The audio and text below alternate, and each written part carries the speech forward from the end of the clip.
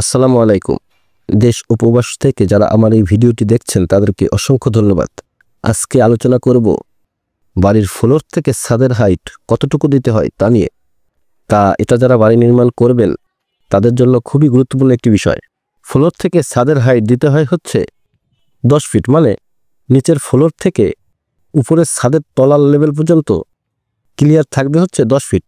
অনেকে আবার এই বিষয়টা বোঝেন না, মিলিয়ে ফেলেন যে ছাদসহ 10 ফিট ভাবেন, কিন্তু সেটা নয়।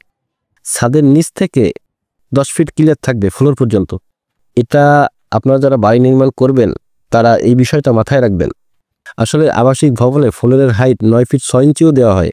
সেটা অবশ্যই আপনি চাইলে উপরতলা থেকে দিতে পারেন, কিন্তু নিচতলায় আপনার 10 ফিট হাইট দেওয়াই উচিত।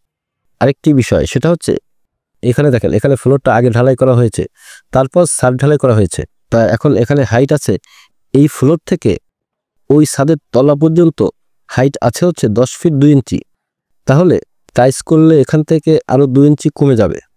তারপরেও ফ্লোরের হাইট থাকবে হচ্ছে টাইলস করার পরেও 10 ফিট। তা অনেকে আছে যারা আগে ছাদ ঢালাই করে পরে ফ্লোর ঢালাই করেন, সেক্ষেত্রে তারা জায়গাটা হিসাব করে রাখবেন যে ছাদ করার সময় ফ্লোর তারপর টাইলস করলে 10 ফিট ক্লিয়ার থাকবে কিনা। এক্ষেত্রে আপনি যদি ফ্লোরটা পরে করেন, তাহলে যদি ফ্লোরে টাইলস করেন তাহলে আপনাকে ক্লিয়ার রাখতে হবে হচ্ছে 10 ফিট 5 ইঞ্চি। আবার যেন এরকম না হয় যে ছাদ ঢালাই করলেন আপনি 10 ফিটে, পরবর্তীতে ফ্লোর করলে তারপর টাইলস করলে দেখা গেল যে জায়গা আরও কমে গেছে। এজন্য আপনাকে এটা আগে থেকে হিসাব করে রাখতে হবে। আর এখানে এই বিল্ডিংয়ের সেফটি ট্যাঙ্কিটি বিল্ডিংয়ের রুমের ভেতরে, তা সেফটি ট্যাঙ্ক থাকে বেশিরভাগ বিল্ডিংয়েরই পার্কিংয়ে। তা যারা রুমের ভেতরে রাখতে চান তারা এভাবে রাখতে পারেন, শুধু সেফটি ট্যাঙ্কির মুখ ঢাকনা দুইটা রুমের বাইরে থাকবে। এই যে ট্যাঙ্কিটা এই সোজা, আর মুখ দুটা বাহিরে।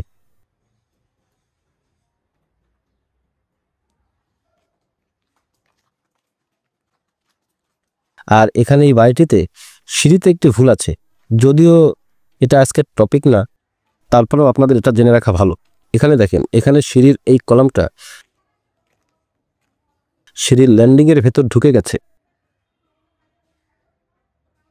যার জন্য এখানের ভীমটা এই সোজা দেওয়া যায় নাই, পাশে সরিয়ে দেওয়া হয়েছে। এই দেখেন, এখানে কিছুটা জায়গা রয়ে গেছে, এই জন্য সরানো হয়েছে যে কলামের সোজা ভীম দিলে সিঁড়ি দিয়ে উঠতে গেলে আঘাত লাগতে পারে বা ঘাই লাগতে পারে। এই দেখেন, এই সাইডের কলামটারও একই অবস্থা। এজন্য বাড়ি নির্মাণ করার সময় এটা আপনারা খেয়াল রাখবেন, মানে সিঁড়ির ল্যান্ডিংয়ের ভেতর কলাম ঢুকিয়ে দেওয়া যাবে না, এতে করে সিঁড়ির জায়গাও কমে যাবে।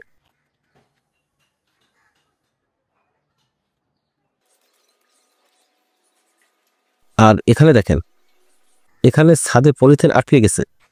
ছাদে পলিথিন দিয়ে ছাদ ঢালাই করবেন, ঠিক আছে, কিন্তু একটা জিনিস আপনাকে খেয়াল রাখতে হবে, সেটা হচ্ছে এই যে এই পলিথিনটা যেন ভালো মানের হয়। মানে পলিথিনটা আপনি অবশ্যই ভালো মানের কিনবেন, যাতে করে ঢালাইয়ের পরে টাল দিলেই পলিথিনটা উঠে যায়। তা না হলে এভাবে যদি পলিথিন থেকে যায়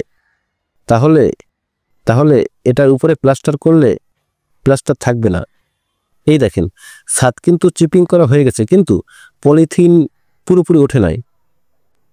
এটা কিন্তু একটা ছাদের জন্য খুবই খারাপ। এজন্য ছাদে পলিথিন দেওয়ার সময় পলিথিনটা যখন আপনি বাজার থেকে কিনবেন, তখন পলিথিনটা টেনে দেখবেন যে পলিথিনটা রাবারের মতো টানলে বলে কিনা। মানে পলিথিনটা যদি রাবারের মতো টানলে বলে, তাহলে ওই পলিথিনটা ভালো, ওই পলিথিনটা আপনি কিনবেন। এটা আপনাকে খেয়াল রাখতে হবে।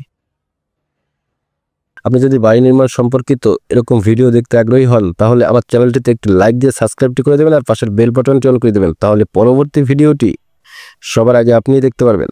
ধন্যবাদ। আসসালামু আলাইকুম।